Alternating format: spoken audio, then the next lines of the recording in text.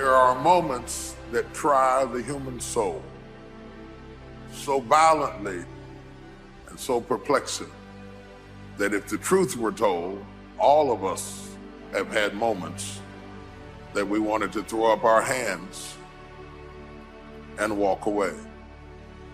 Discouragement can creep in secretly, hide behind clothes, makeup, hairdos.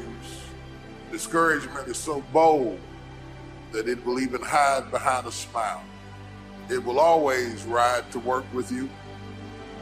And if it doesn't catch a ride going to work, it'll catch a ride on the way back home. Discouragement will go into a tent. It will walk right into a Section 8 neighborhood.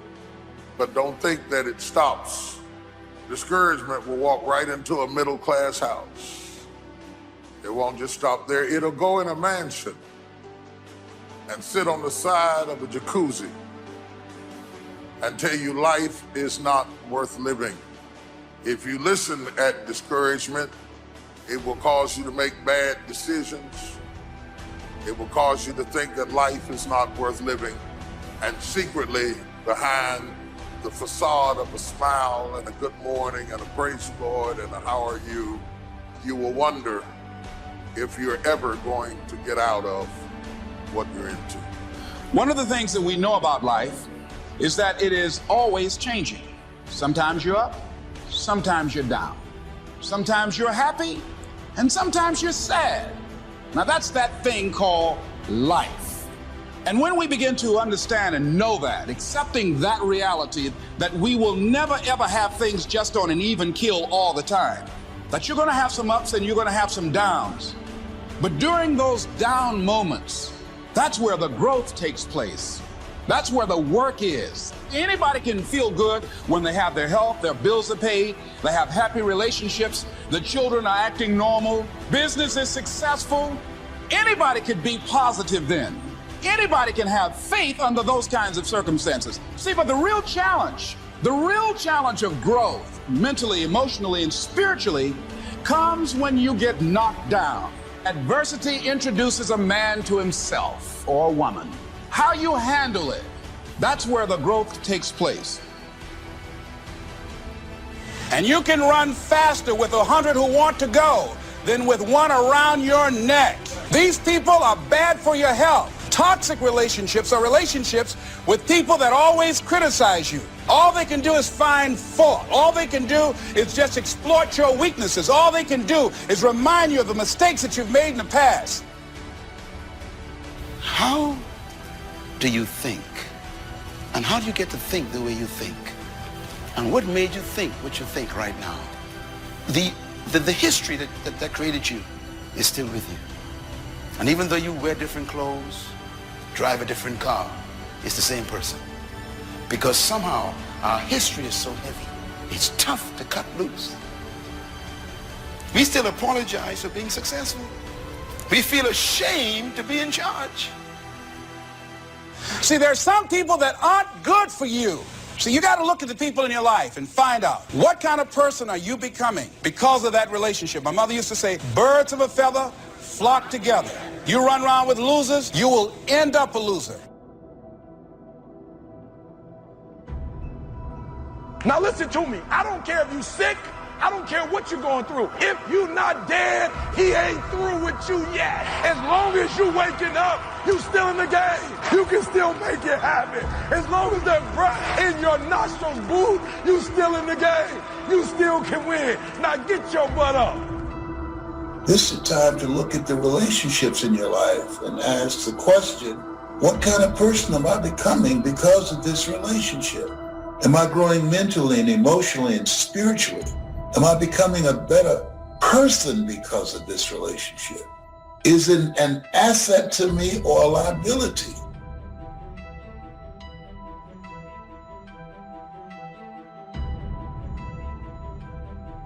Don't save that last bullet for yourself.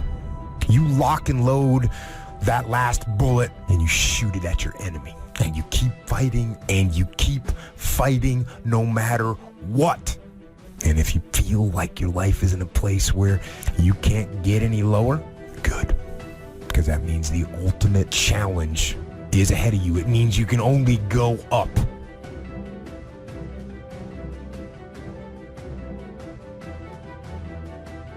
See, but will cause you to procrastinate, but will cause you to hide out behind fear, but will cause you to come up with all type of excuses that you can validate your inaction. And right now, more than ever, people need to look for ways to live their dream. People need to look for ways to make it on their own. There is no such thing as job security. There's no such thing as a storm-proof or tragic-proof life. Discipline is defined as self-imposed standards for the sake of a higher goal.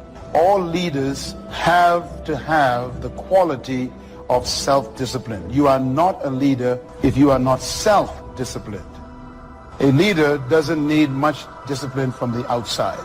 They self-impose discipline on themselves. And that is what we call self-discipline.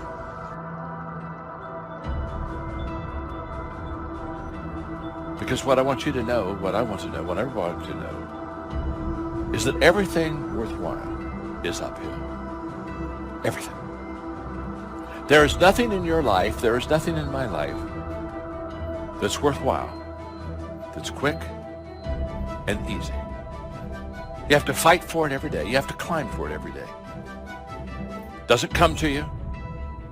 It's not in 3 easy packages, and it's not the cure to overnight success. Everything worthwhile is uphill.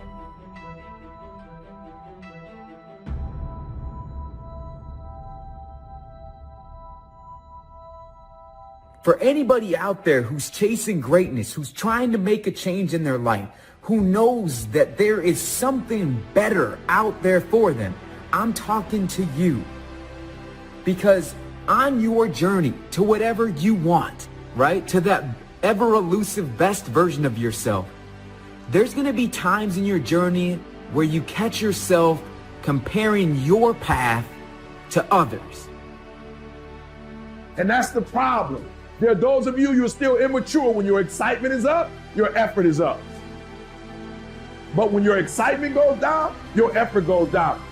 For some of you, you're too seasonal. When you're excited, man, you coming to work the first week, the first month, the first 3 months when you got that job, you were excited, and so you were putting forth effort. You on blaze. Not you got comfortable, and you're not excited no more. And guess what happened? Your effort has gone down. So do me a favor. Get off of that feeling stuff. Get off your excitement. We're not dealing with feelings because feelings go up and down. You don't have to be excited. You made a commitment to that job. Did nobody force you to take that job? You signed your name on the dotted line. And commitment said, I don't care how I feel. I don't care if I'm excited. I don't care if I'm pumped up. I don't care if I'm fired up. You made a commitment. Now it's time to put up. The promise of the future is an awesome force. We look back for experience, but we have to look forward now for inspiration. And what gives us inspiration to get up in the morning and do our job, learn skills, develop all that we can possibly be, is the promise of the future. And it can be so powerful that it can overwhelm any adversary you might have, any difficulties you might have. Here's a key phrase: reasons make the difference in how your life works out. Reasons make the difference in your appetite and zest for taking on the challenge, doing the job, becoming successful. Mr. Schoaf said, if you have enough reasons, you can do the most incredible things. You can get through the most difficult day. You can overcome the most unbelievable challenges if you have enough reasons. And so he said to me, if you haven't got a list of your goals, Mr. Rohn, it's probably because you don't have enough reasons. He said, I'm sure since I've met you, you have enough intelligence. And he said, you have enough good health. And he said, you have, all of those things working for you. But here's what you must work on now is to have enough reasons. Looking into the future, developing reasons. Okay. Now here's a note to make. It's important to make sure that the greatest pull on your life is the pull of the future. Some people let the past pull them back, pull them back. The past can be like gravity if you let it to pull you back. Some people live in the past. They live in the darkness of the past. They live in the mistakes of the past. They live in the discouragement of the past. They didn't make it, and that affects them for the rest of their life, living in the past. So we don't want the past to pull us back to live in the past. So make this note: dreams and goals can become magnets. Dreams and goals can become magnets. And the stronger the goal, the higher the purpose, the more powerful the objective, the stronger this magnet is that pulls you that direction. You are everything. Keep trucking and keep doing the things that you need to do. There's greatness in you. Say it as many times as you have to. It can even start as a whisper. There's greatness in you. But keep repeating it, because the mindset works best with consistency. Even when it hurts, even when it's hard. Keep moving forward. Keep believing in yourself. Every multi-millionaire and every multi-billionaire in this world that are living on the top have all decided that I'm going to commit myself to this career, this vision, this goal. No parties. They're going to call you names. They're going to say you're corny. They're going to call you a square. Those are the characteristics of a champion. Those are the characteristics of someone that have said that I have decided that I'm going to create a shift in this universe.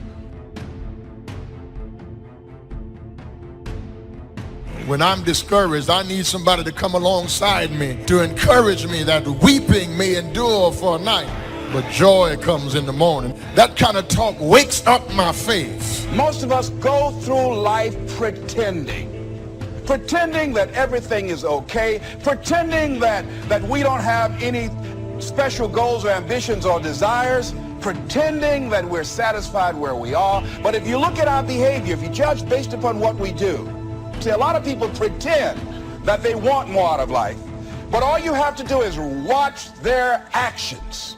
That will tell you something. Some of y'all playing. Stop playing. You talk about you want to be successful. Stop tripping. You ain't serious. If you say it's too much, if you say you can't do no more, it means you don't want it. You're not willing to make the investment. It ain't never too much if you really want it. It's not the most talented person that succeeds. Talent don't mean a doggone thing if talent don't show up.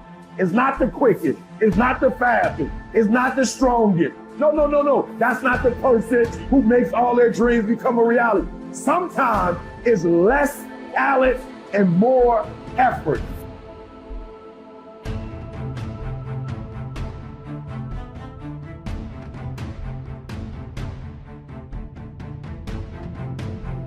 So here's what we want to do in our goal setting session, is to start looking into the future of what you would like to accomplish, and where you would like to go, the person you would like to be, and see if you can't get a better picture of the finished objective. See yourself there, see yourself in possession of. For your dreams to greatly influence you, for the future to pull you, your future must be well planned. There are two ways to face the future. One is with apprehension, the other with anticipation.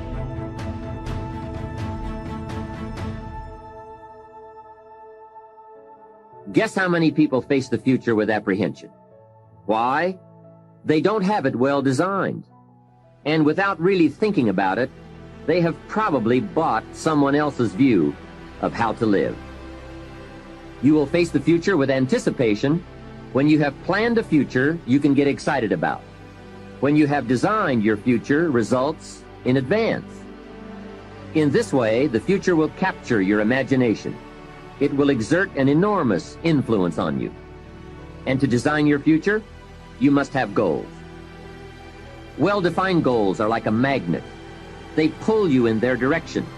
And the better you have defined them, the better you have described them, the harder you work on them, the stronger they pull. And they pull you through all kinds of difficulties, too. Without goals, it is easy to let life deteriorate to the point where you're just making a living. It is not difficult to get trapped by economic necessity and settle for existence rather than substance. We all have a choice. We can either make a living or design a life.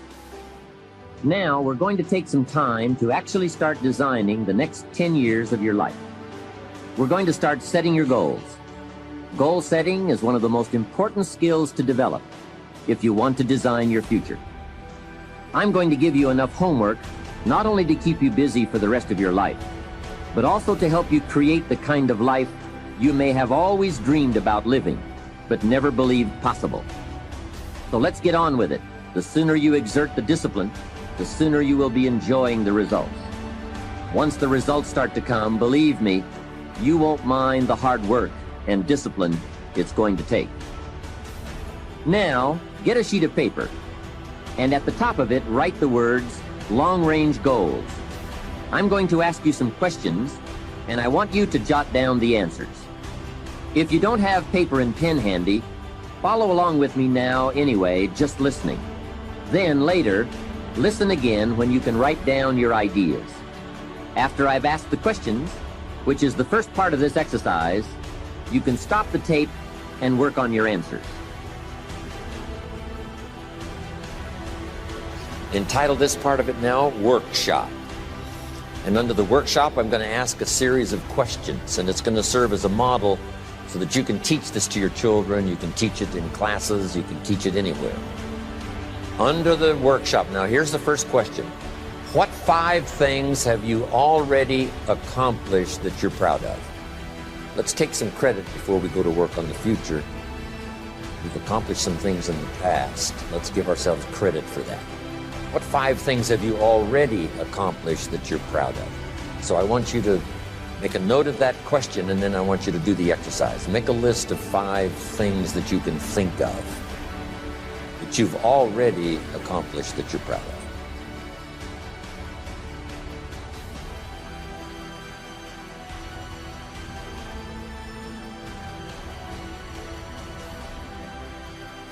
Credit goes to our awesome patrons who make videos like this one possible.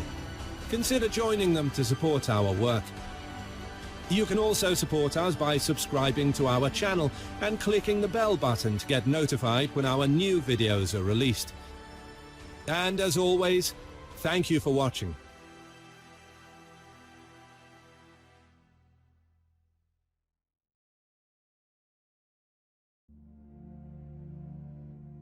Whatever you're up against, whatever you're going through, this is only a test. Be stubborn about your goals. Be stubborn. Don't give up on your goals. You will fail your way to success. Don't give up on your goal. You don't have to figure it out. Get started. Do what you can with what you have. Maybe you're unhappy right now with your current job. Maybe you're unhappy right now with your kids, or maybe you're unhappy with your health, or maybe you're unhappy with the season of life you find yourself in. Has it ever occurred to you that you are not there by coincidence, but rather you are there by providence? See, there's a reason for your season. There's purpose in your pain. There is a design in the disaster. There's hope in the hurt. I think it's time for a turnaround. Person's strengths are often their biggest weaknesses. And so that also means that their weaknesses can be their strengths. So, me, I am weak. In all those ways that I listed, I am weak, but I don't accept that. I don't accept that I am what I am and that is what I'm doomed to be. No, I don't accept that. I'm fighting. I'm always fighting. I'm struggling and I'm scrapping and I'm kicking and clawing at those weaknesses to change them, to stop them. Some days I win, some days I don't. But each and every day I get back up and I move forward with my fist clenched toward the battle, toward the struggle. And I fight with everything I've got to overcome those weaknesses and those shortfalls and those flaws. as I strive to be just a little bit better today than I was yesterday. We all live in this bubble. What you gotta do to get the life that God wants you to have, you gotta put more air in your bubble. You got to blow your bubble up. Expand yourself. Take yourself out your comfort zone. Put some more air in your bubble. If you stay in your comfort zone, that's where you will fail. Success is not a comfortable procedure. It is a very uncomfortable thing to attempt. So you got to get comfortable being uncomfortable if you ever want to be successful. Everything about this life has created a sense of urgency, and everybody has been scattered. And that's what I believe is happening right now. This is when survival instincts kicks in. This is when it's real. This is when it's about you, your survival instincts, and God. Voluntarily encountering something you're afraid of is not the same thing as running from it. Like, it's seriously not the same thing. You don't get less afraid. You get braver. That's better, because there's plenty of things to be afraid of. If you don't engage intensity or passion in your life, then you aren't living your life to its fullest. A lot of you have been influenced and surrounded by other adults who make fun of people who are intense or passionate about their life. And that's unfortunate, because you've taken it to heart and mind, and you're afraid of engaging it yourself. Not just in exercise, but in everything you do. Intensity, passion for something will win out over knowledge, skills, natural talent, natural gifts, every single time. Not that that stuff is not important, but there are many examples throughout history of people, simply because they were intense in an unusual, sometimes off-putting way, aggressive, assertive, determined to do what they had in their mind to do. They make monuments to those people. And those are the people that inspire me. Look, I'd love to sugarcoat this thing for you. I'd love to tell you, look, you can go out here and get rich, do a couple of things. That ain't happening. You got to get real doggish. You got to get downright funky if you want to make it. Now, like I was telling you before, if you want to be ordinary, you ain't even got to listen to me. Just go on about your business. If you think ordinary's cool, ain't no problem. It's some really, really wonderful ordinary people. But if you are sitting in this room and you have extraordinary aspirations, then you're going to have to do extra. It's no other way. I'm sorry. Just because you can't see the light at the end of the tunnel, it doesn't mean that it's not there. Right. You got to keep pressing forward. You got to keep pushing on, and you got to make a choice today that no matter what, I will not give up. I am never out of the fight. And if you can't summon up the energy, the excitement, the enthusiasm for something, then your life every day is going to be a drag to wake up to. When you crawl out from underneath the covers every morning and you sit on the edge of the bed, you have a choice before you. I mean, we didn't make the world the way it is. It's filled with alternatives. Always will be. Until we aren't here anymore, it will always be alternatives. There will always be the good, there will always be the bad. There will always be the beautiful, there will always be the ugly. There will always be the excellent, and there will always be the incompetent. There will always be what is wonderful and what is horrible. We didn't make the rules of the world. So fighting against that fact, that axiomatic truth that the world is created of alternatives is just a waste of energy.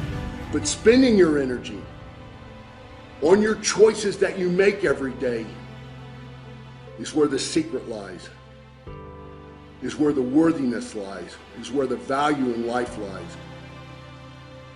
Rich people don't sleep 8 hours a day. That's a third of your life. It ain't but 24 hours in a day. You cannot be sleep 8 hours a day. You can't live in LA and wake up at 8 o'clock in the morning. It's 11 o'clock on the East Coast. The stock market been open 2 hours. They already making decisions about your life, and your ass will sleep. He who loves to sleep and the folding of hands, poverty will set upon you like a thief in the night. Every morning you wake up, there are 2 doors, and there are thundering knocks at each one of them. Behind one lies your destiny and living. Behind the other lies death.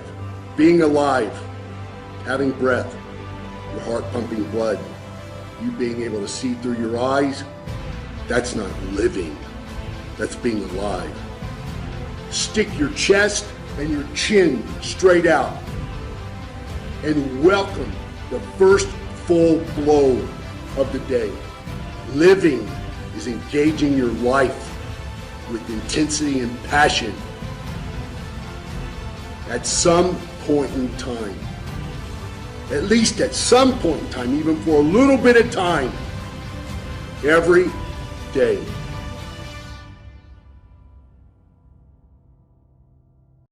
How do you do it?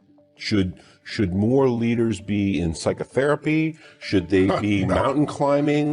What are the mechanics of changing a limitation? I mean, after all, if it's your own limitation, presumably, you put it there. You're probably attached to it on some level. Well, unconsciously maybe, but let's just talk about how it happens. People are not one way. We are a reflection of the states we're living in.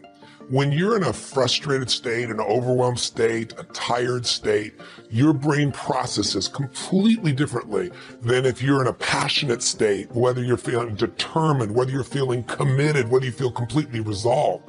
So learning to change the leader's state, learning how to change your own state. Because, people, one of the silliest questions I get asked is, you're not really that happy, are you? You have bad days, don't you? Well, of course I have, bad times.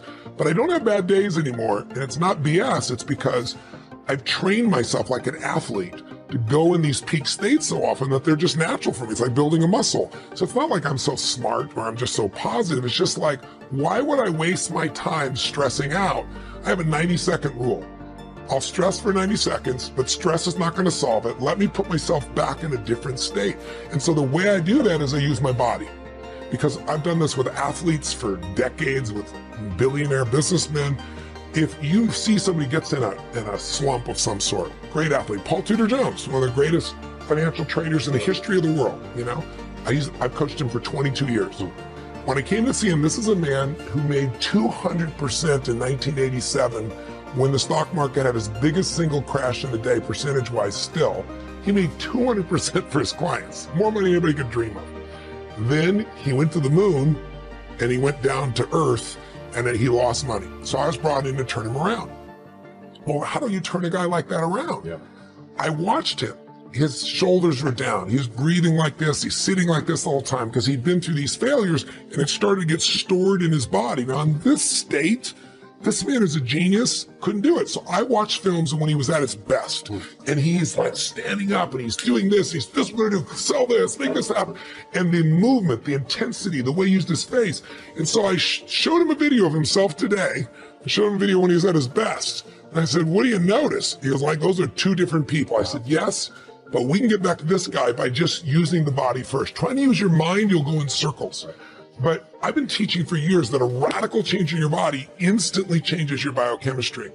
38 years I've taught it. 2 years ago at Harvard, they did a study, scientifically proven what I've been teaching all these decades, where they call it power postures. Yeah, the Wonder Woman stance. Yeah, standing like Wonder Woman or Superman for 2 minutes. Yep. Or like you see a guy that's like this, pulled back like that for 2 minutes. Literally increases your testosterone in your biochemistry within 2 minutes by 20%.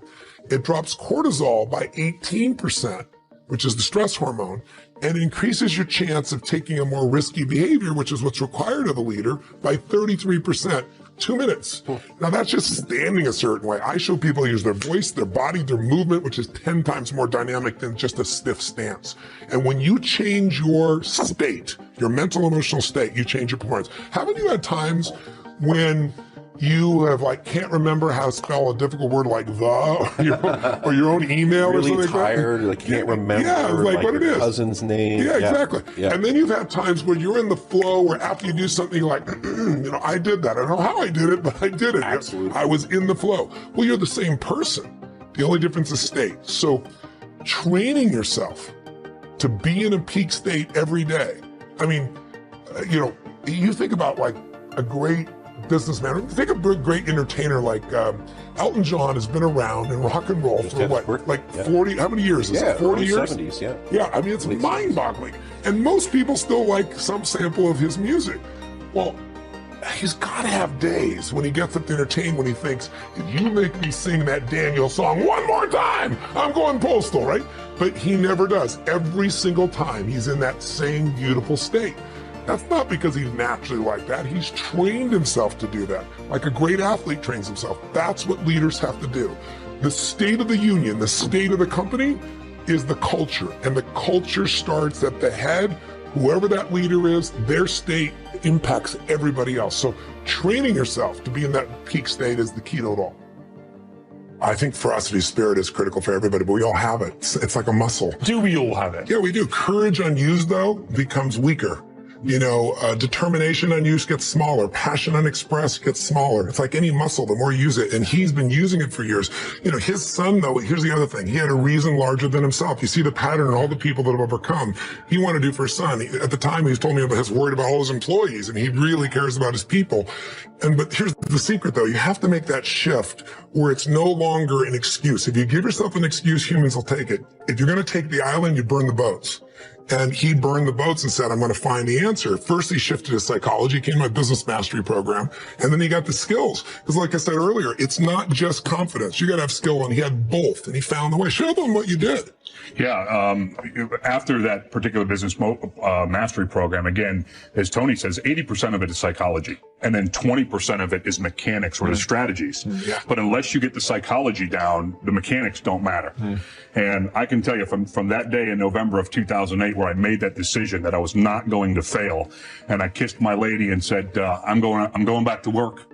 And we went out there and I learned how to export. And when there was no market for steel in the United States, I was able to export to several different companies or several different countries. And we took off from there. We continued to grow. And it was just, again, it's about a mindset. It's about having a level of pride. For me, it was coming from where I come from. The Melio name didn't mean a whole heck of a lot. And I was determined to change that because it's something of what I call generational influence. I'm not doing this for me. I'm doing this for my son.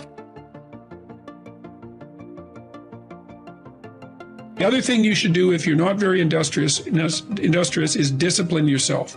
And so what do you do with that? Eat 3 times a day at regular meal times. That's a good thing to practice because that starts to put some stability into your life. Get up at the same time. I would highly recommend all those young people out there who are listening, like, you want to get a jump on life, get the hell out of bed in the morning. As I've got older, I've got up earlier and earlier. Now, that's partly because you don't need as much sleep, but it's also partly because I've got more and more disciplined. Like, get up early in the morning and get your things done. Man, learn to get up at 6 in the morning and you'll be one deadly creature, especially if you can get to work. You'll have half your damn day done by the time other people haul their sorry asses out of bed.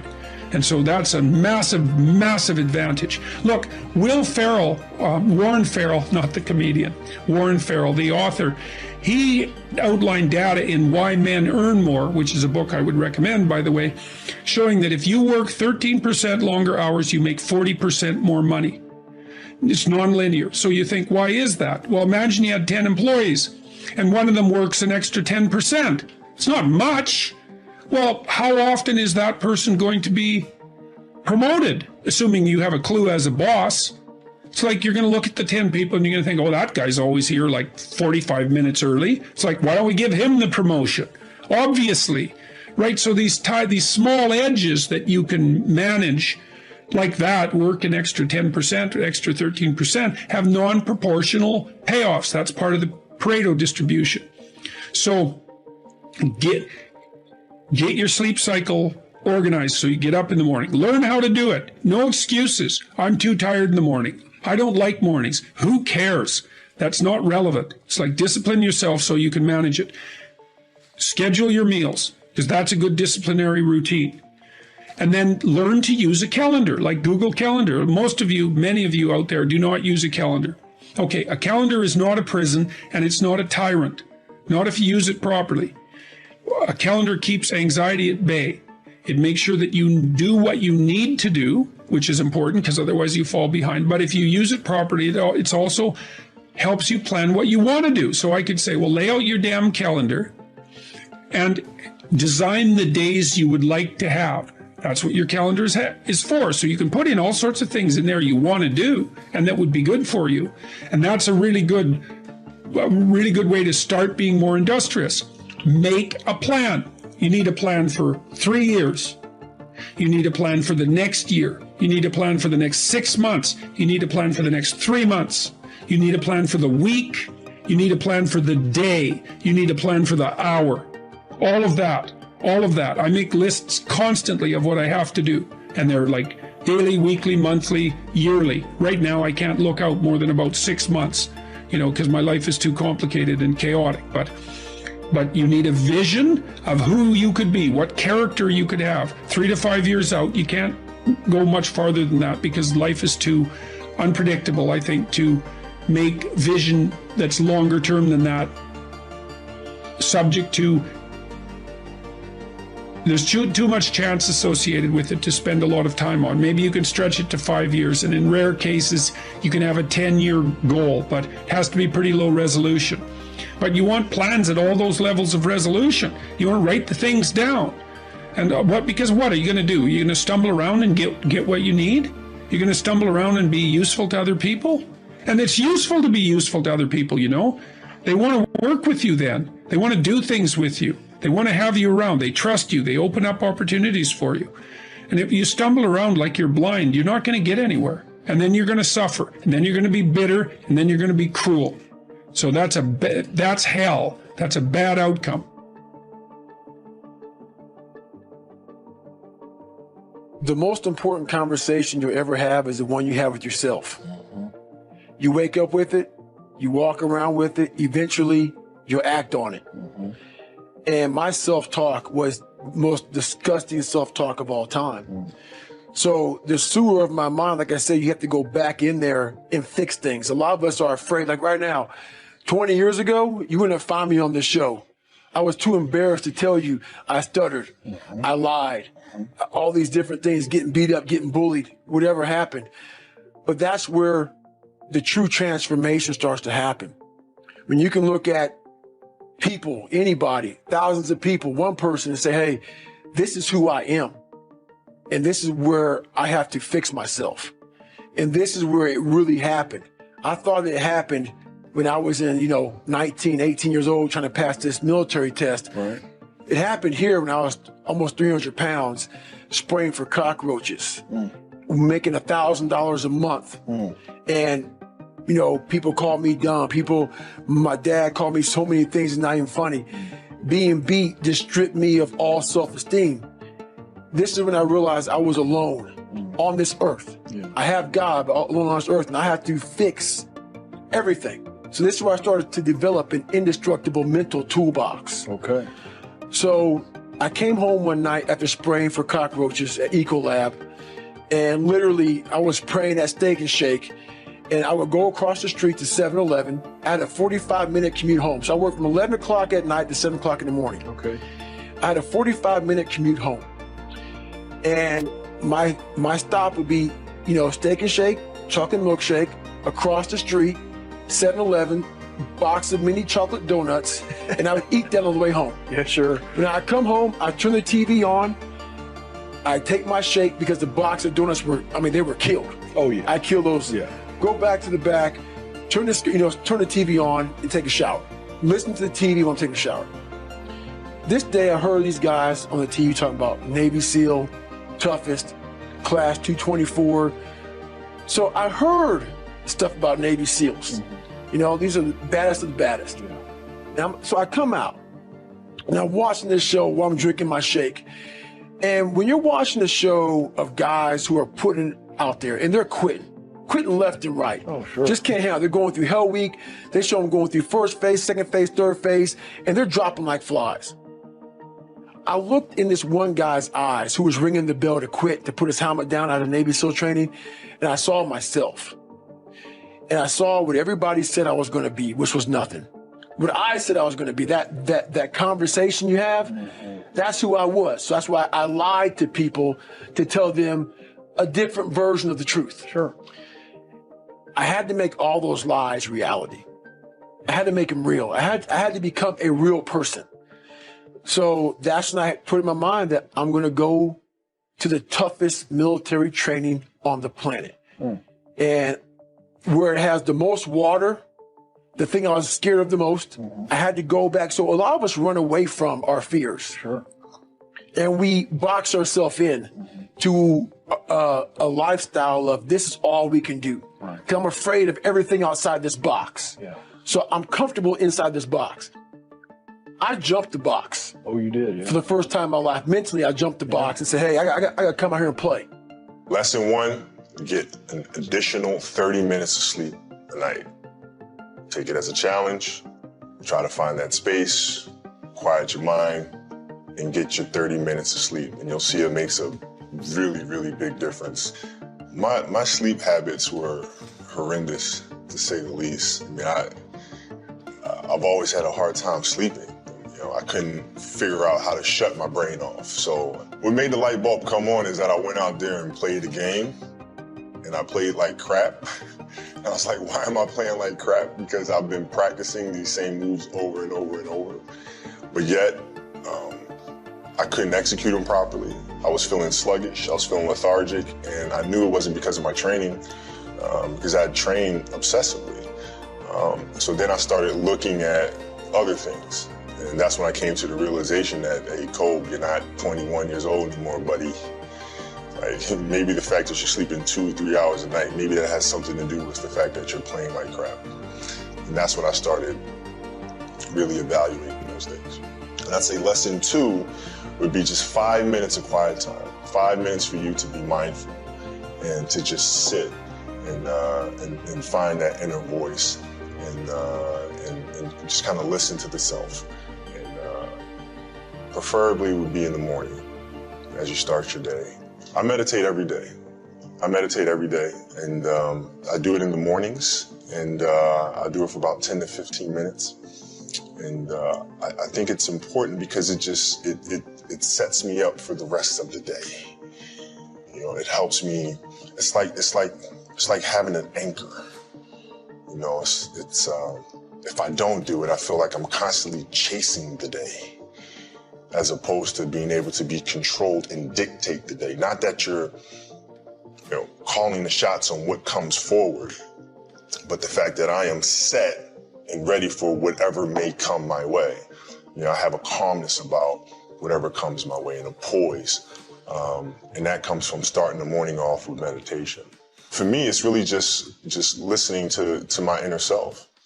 I mean, that's basically it. Like you sit in silence and you just allow these thoughts to come forward, and you get a chance to observe the self and things that may be lying beneath the surface that if you don't have that time to sit quietly on your own, you'll never pay attention to.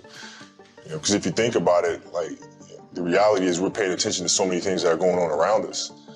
We're constantly taking selfies, we're constantly taking pictures to post on Instagram and all these other things, and we're constantly observing everything that's around us, but we don't take the time to really observe what's going on inside of ourselves. And that's what meditation is for me. In 2000, we had a new head coach that came to the Los Angeles Lakers by the name of Phil Jackson. And Phil was just coming off of winning 6 championships with the Bulls. And he was really big on mindfulness and really big on meditation. And it wasn't an option for us. So we'd sit in our film room and he'd turn the lights out and we would meditate as a group.